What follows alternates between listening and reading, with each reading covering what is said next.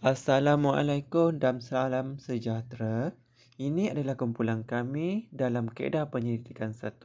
Kumpulan kami telah menjalankan satu kajian bertajuk etnografi. Kumpulan kami terdiri daripada 5 orang ahli kumpulan, iaitu pertama Cik Saiful Irwan binti Hussein P105644, kedua Faizah binti Abdul Wahab, ketiga Yuslinda binti Rejab, keempat Amalina Izzati binti Abdul Rashid, dan akhir sekali Nur Fatin Nadira binti Mazalid. Kaedah penyelidikan etnografi. Apa maksud penyelidikan etnografi? Definisi etnografi. Etnografi adalah berasal daripada perkataan Yunani iaitu ethnos. Ethnos bererti manusia, bangsa dan budaya. Ia sejenis kajian lapangan yang berbentuk pemerhatian yang sering digunakan dalam kajian sosiologi dan antropologi. Selain itu juga grafin bermaksud penghuraian menurut Tarwojo SC 1940. Selain itu juga perkataan grafin juga membawa maksud penjelasan mengenai sesuatu menurut Agast 1986. Menurut Sabisan Marikan 2005, etnografi sebagai penjelasan bertulis mengenai sesuatu budaya tentang adab, kepercayaan, tingkah laku yang berdasarkan kepada maklumat-maklumat yang dikumpul dari kerja lapangan. Ia adalah kajian deskriptif ke atas budaya, sub-budaya, institusi atau kumpulan sesuatu masyarakat. Sama juga seperti kenyataan Caswell 2005, etnografi merupakan bentuk kajian kualitatif untuk menerangkan analisa dan menginterpretasi bentuk culture sharing. Sesuatu kumpulan seperti tingkah laku, kepercayaan, bahasa, ekonomi, serta politik, interaksi, kehidupan dan gaya dalam perhubungan. Untuk memahami culture sharing, seseorang pengkaji perlu meluang masa di lapangan untuk membuat pemantauan dan mendokumentasi bagi memahaminya. Pada masa yang lama diambil, maka data dapat direkod dengan terperinci. Ringkasnya, etnografi ialah gambaran dan belajar tentang budaya manusia dalam skala yang kecil yang saling berinteraksi. Pada masa itu, data dikumpul dan dianalisa dan dibina suatu pentafsir yang menyeluruh berkenaan sebuah masyarakat atau institusi sosial menurut Sabisan Marikan 2005. Kajian ini juga menambah pengetahuan sesuatu budaya atau mengenai corak interaksi sosial. Skop penyelidikan terbahagi kepada dua, iaitu mikroetnografi dan mikroetnografi. Skop pertama adalah mikroetnografi. Menyelidik yang cuba menyampaikan keseluruhan cara hidup sebuah kumpulan atau komuniti. Kedua, mikroetnografi yang berfokuskan kepada keadaan tertentu dalam situasi kumpulan atau institusi yang lebih besar, dan berfokuskan interaksi bersemuka peserta dalam kumpulan institusi. Assalamualaikum, nama saya Nur Fatin Nadirah binti Mazli, nombor matrik 105658. Saya sambung perbentangan. Okey, untuk tujuan kajian ataupun mengapa reka bentuk etnografi itu dilakukan, kerana apa? Ada 4 perspektif. Yang pertama, kita tengok pada akademik, iaitu ingin membina asas pengetahuan yang berkaitan dengan sesuatu budaya atau teori. Kedua adalah aplikasi, di mana kita ingin melihat perubahan sosial terhadap sesebuah institusi seperti hospital, sekolah dan agensi kerajaan.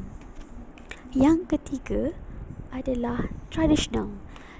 Kita ingin menghuraikan, menjelaskan pelbagai kumpulan seperti Samsing Jalanan, Peneroka Felda, atau kita boleh kaitkan juga dengan kehidupan ataupun kumpulan sosial mat rempit. Okay, yang terakhir adalah analitik. Analitik ini adalah melibatkan kerja lapangan yang sangat luas dalam penyelidikan berkaitan pemasaran, kesihatan, pendidikan dan juga polisi. Okay. Seterusnya, jenis-jenis etnografi terdapat 10. Realis, pengakuan sejarah hidup, auto, mikro, kajian kes, kritikal, pasca moden, novel, feminis. Jenis-jenis ini mempengaruhi penyelidikan reka bentuk itu. Mungkin kajian itu kita ingin mengkaji sejarah hidup seorang individu berdasarkan konteks budayanya, ataupun kita ingin lihat pada jenis mikro, hanya memfokuskan pada satu aspek tertentu berdasarkan kumpulan budaya tersebut. Seterusnya kita boleh tengok pada contoh feminis, iaitu satu penyelidikan yang kita lakukan terhadap wanita dan amalan budaya yang menghalang kuasa dan mendominasi mereka. Okey. Jika kita ingin melakukan reka bentuk etnografi, kita harus melihat kepada beberapa ciri. Ciri yang pertama adalah kajian ini dilaksanakan secara bersemuka dengan penduduk atau kumpulan masyarakat. Seterusnya, kajian dijalankan dalam persekitaran semula jadi tanpa dikawal oleh penyelidik. Kajian ini juga mendapatkan refleksi yang tepat tentang perspektif dan tingkah laku responden yang terlibat. Kajian ini boleh berubah sepanjang proses kajian kerana dipengaruhi oleh pemerhatian. Reka bentuk etnografi ini adalah kajian yang menggunakan pendekatan penyelidikan kajian kualitatif yang meliputi aspek politik, sosial dan ekonomi. Yang terakhir, ciri-ciri reka bentuk etnografi ini mengambil masa penyelidikan sehingga beberapa bulan, boleh jadi juga sehingga bertahun.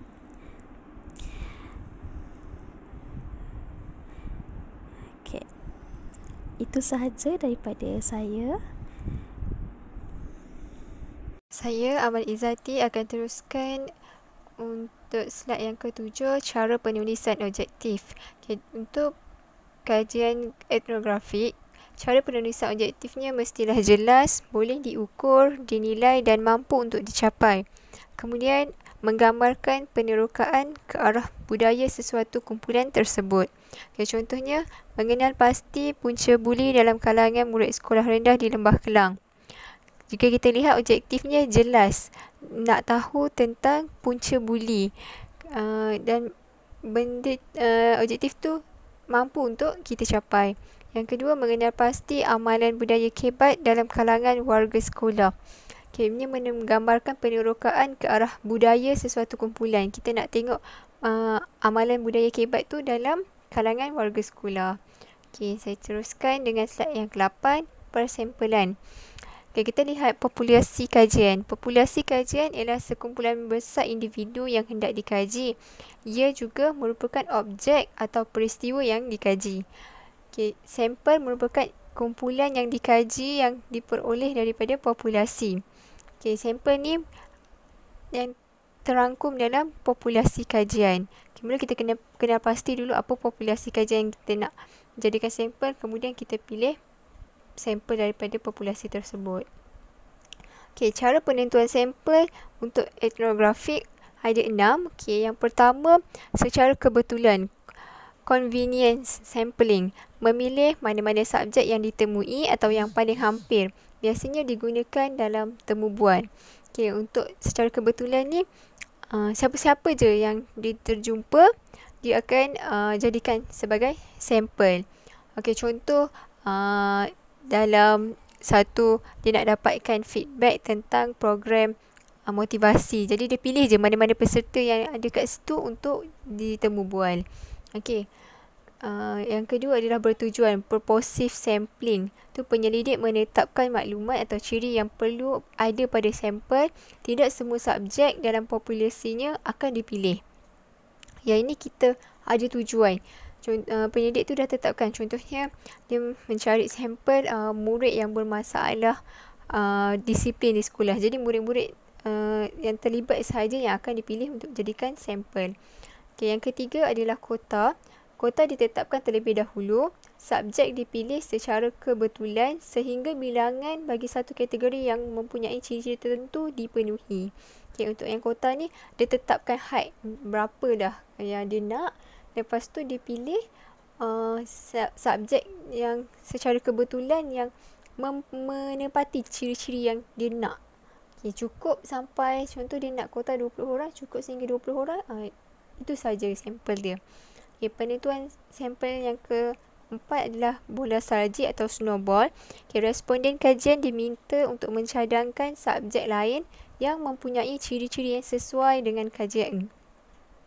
Contohnya dia tepuk ramah seorang sampel ni, Jadi daripada orang sampel yang pertama tu, dia minta sampel tu cadangkan siapa lagi ataupun orang lain yang boleh dijadikan sampel, yang tapi mempunyai ciri-ciri yang sesuai dengan kajian yang dibuat. Okay, yang seterusnya adalah dimensional. Hanya sebilangan kecil subjek mempunyai ciri-ciri khas yang diminati pengkaji dijadikan sebagai responden. Dan yang ni dia nak tengok ciri-ciri khas tertentu sahaja yang ada dalam populasi itu untuk dijadikan sebagai responden. Yang terakhir adalah case critical. Okay, kajian dilakukan ke atas kes-kes yang spesifik yang melibatkan tingkah laku aneh, luar biasa atau jarang dijumpai. Okey. Untuk kes-kes kritikal ni, dia biasanya kita nak tengok perkara yang aneh lah. Maksudnya macam spesifik. Contoh macam sekarang mungkin bercerita tentang COVID-19. Maksudnya kes tu tak pernah pun berlaku lagi. Okay. Jadi benda tu boleh dijadikan sebagai contoh untuk kajian kes kritikal. Assalamualaikum, saya Faiza Abdul Wahab P105495 akan membentangkan slide yang seterusnya. Slide 10 memberi tumpuan kepada cara pengumpulan data kajian etnografi. Menurut Wilcox dalam Creswell tahun 2014 di muka surat 471, kaedah utama pengumpulan data bagi kaedah etnografi ialah melalui sesi wawancara mendalam, di mana soalan yang ditanya adalah soalan terbuka dan sifatnya mengalir namun masih menjaga fokus kajian. Kaedah kedua ialah melalui participant observation, di mana pengkaji menjadi orang dalaman atau peserta yang mengambil bahagian untuk mendapatkan maklumat yang lebih tepat. Kaedah ketiga ialah melalui diskusi kelompok terarah, di mana perbincangan antara pengkaji dengan subjek penelitian diadakan dan ia terarah kepada fokus kajian. Kaedah keempat ialah dengan menganalisis dokumen yang telah sedia ada untuk menambahkan pemahaman dan informasi kajian. Seterusnya, kaedah kelima ialah dengan meneliti sejarah hidup subjek kajian, di mana terdapat catatan kajian tentang subjek dibuat sebelum ini. Menurut Spradley tahun 2007, terdapat 12 langkah pengembangan penelitian kajian etnografi. Langkah pertama ialah pengkaji perlu menetapkan informan untuk mendapatkan maklumat atau data yang lebih tepat, yang mana terdapat 5 syarat minima untuk memilih informan yang baik, iaitu akulturasi penuh, yang mana mengetahui budaya miliknya dengan baik. Kedua, keterlibatan langsung. Ketiga, suasana budaya yang tidak dikenal. Keempat, memiliki waktu yang cukup. Dan yang kelima, ia ialah seorang yang non-analitis. Langkah kedua ialah melakukan wawancara kepada informan. di mana wawancara etnografis merupakan jenis peristiwa percakapan speech event yang khusus. 3 unsur penting yang dalam wawancara etnografis adalah tujuan yang eksplisit, penjelasan dan pertanyaan yang bersifat etnografis. Langkah ketiga ialah membuat catatan etnografis, di mana catatan tersebut meliputi catatan lapangan, alat perakam gambar, artifak dan benda lain yang mendokumentasikan suasana budaya yang dipelajari. Langkah seterusnya mengajukan pertanyaan deskriptif, yang mana ia mengambil keuntungan dari kekuatan bahasa untuk menafsirkan setting. Etnografer perlu untuk mengetahui paling tidak satu setting yang ada di dalamnya informan melakukan aktivitas rutinnya. Langkah kelima, melakukan analisis wawancara etnografis. Analisis ini merupakan penyelidikan berbagai bahagian sebagaimana yang dikonseptualisasikan oleh informan. Langkah keenam, membuat analisis domain. Analisis ini dilakukan untuk membuat domain awal yang memfokuskan kepada domain-domain yang merupakan nama-nama benda. Langkah ketujuh, mengajukan pertanyaan struktural yang merupakan tahap lanjut setelah mengidentifikasikan domain. Langkah ke-8, membuat analisis taksonomik. Ada 5 langkah yang perlu, iaitu nombor 1, pilih sebuah domain analisis taksonomi. Kedua, identifikasi kerangka substitusi yang tempat untuk analisis. Ketiga, cari subset di antara beberapa istilah istilah yang terlibat. Keempat, cari domain yang lebih besar. Dan yang kelima, buatlah taksonomi sementara. Langkah ke-9, mengajukan pertanyaan kontras di mana makna sebuah simbol yang diyakini dapat ditemui dengan menemukan bagaimana sebuah simbol berbeza dari simbol-simbol yang lain. Langkah ke-10, membuat analisis komponen yang merupakan suatu pencarian sistematik berbagai atribut yakni komponen bermakna yang berhubungan dengan simbol-simbol budaya. Dan langkah ke-11, menemukan tema-tema budaya. Serta yang terakhir iaitu menulis sebuah etnografi. Sebuah kajian etnografi dapat dilakukan dengan urutan berikut. Pertama, menentukan lokasi penelitian, iaitu menentukan ruang lingkup kajian seperti tempat dan suku atau bangsa yang mana akan diteliti. Kedua, menyusun kerangka penelitian. Pekerjaan lapangan etnografi dimulai dengan pengkaji mula mengajukan pertanyaan etnografi, iaitu memperlihatkan bukti yang cukup ketika pelaksanaan wawancara, tetapi observasi yang sangat sederhana dan catatan lapangan pun melibatkan pengajuan soalan. Yang ketiga, menentukan metodologi penelitian, iaitu kaedah yang akan digunakan untuk mengumpul data. Keempat, melaksanakan penelitian iaitu membuat rakaman atau catatan etnografi yang mencakupi pengambilan catatan lapangan, pengambilan foto, pembuatan peta dan lain-lain cara lagi. Terdapat yang kelima, menyusun laporan atau membuat analisis data etnografi.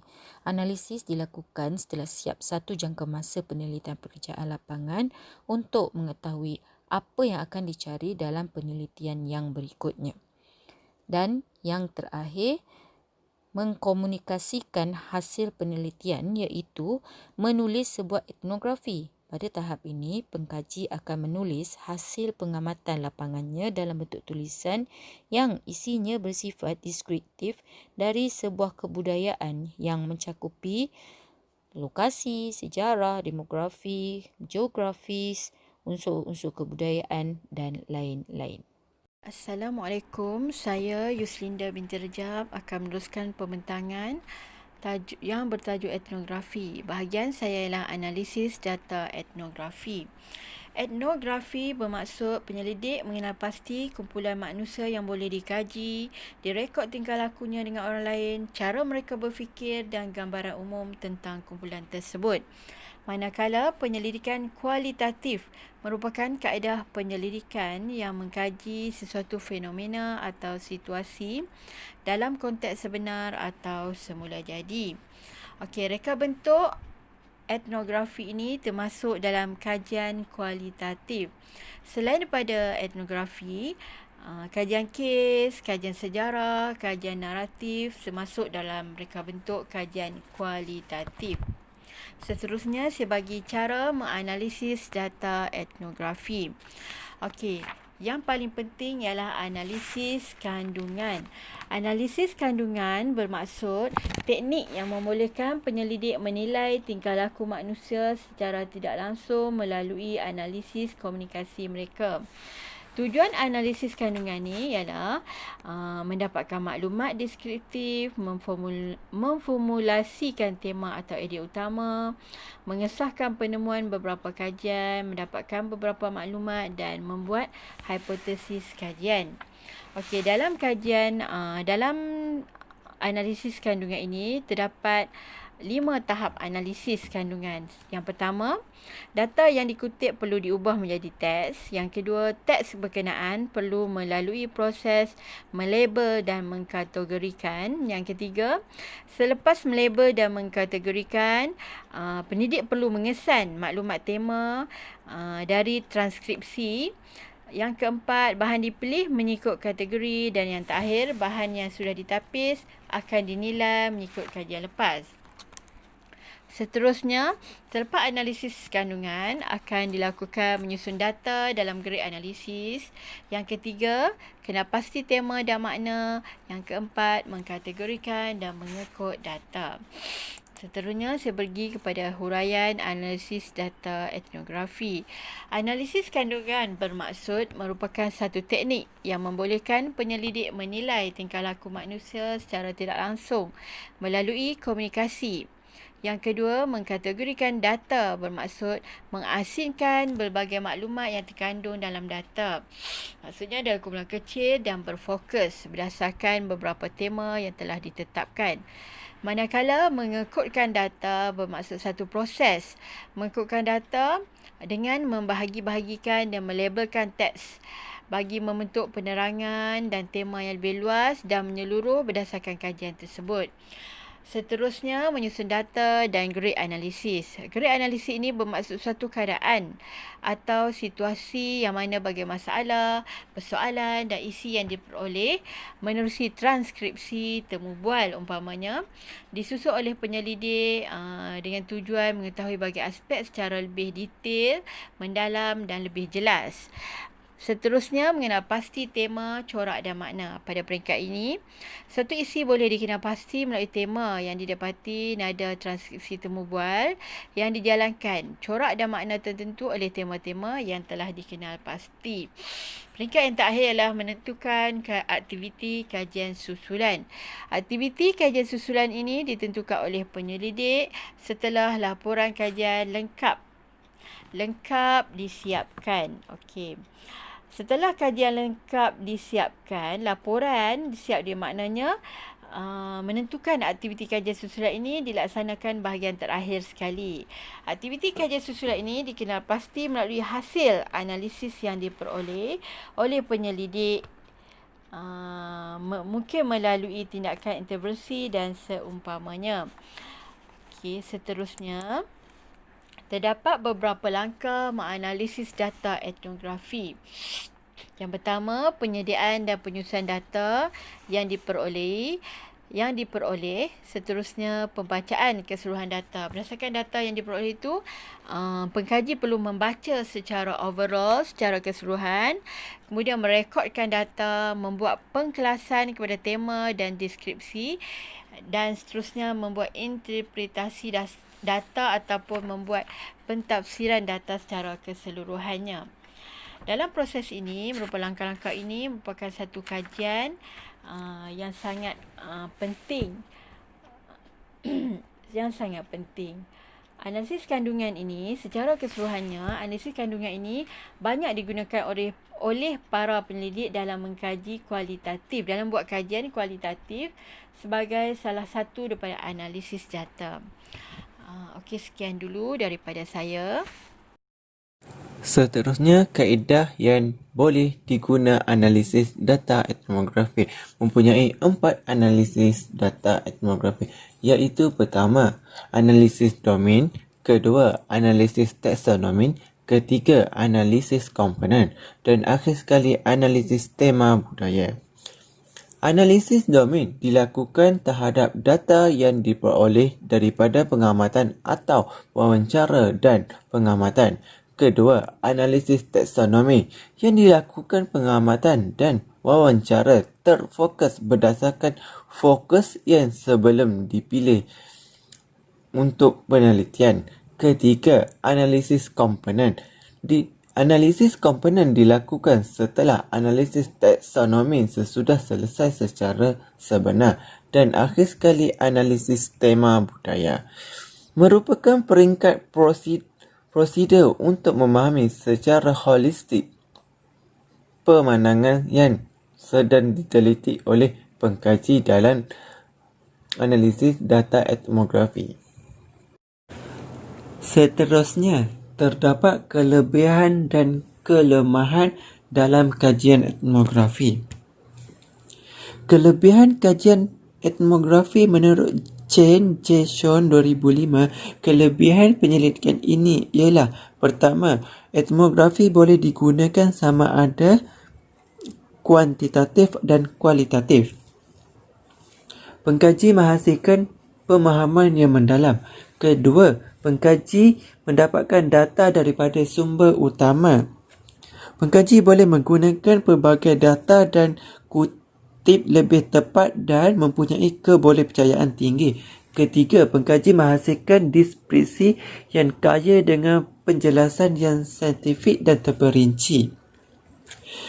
Refleksi yang lebih tepat diperolehi terhadap perspektif dan tingkah laku peserta dan sampel. Keempat, pengkaji berinteraksi secara langsung dengan masyarakat yang dikaji. Pengkaji boleh berinteraksi berdepan dengan sampel atau subjek yang terlibat. Akhir sekali, komunikasi membantu bersosialisasi dengan masyarakat yang dikaji. Strategi lebih analitik untuk dibina teori tingkah laku atau pembudayaan setempat. Menggunakan konsep budaya sebagai alat untuk melihat komuniti dan menginterpretasi keputusan didapati. Rangka dan tindakan penyelidik dapat dilakukan berdasarkan konteks sosiopolitik dan sejarah. Manakala kelemahan penyelidikan etnografi, pengkaji mengambil tempoh masa kajian terlalu lama sehingga bertahun-tahun kajian pengkaji perlu membuat pemerhatian yang penuh ke atas sebuah masyarakat yang dikaji.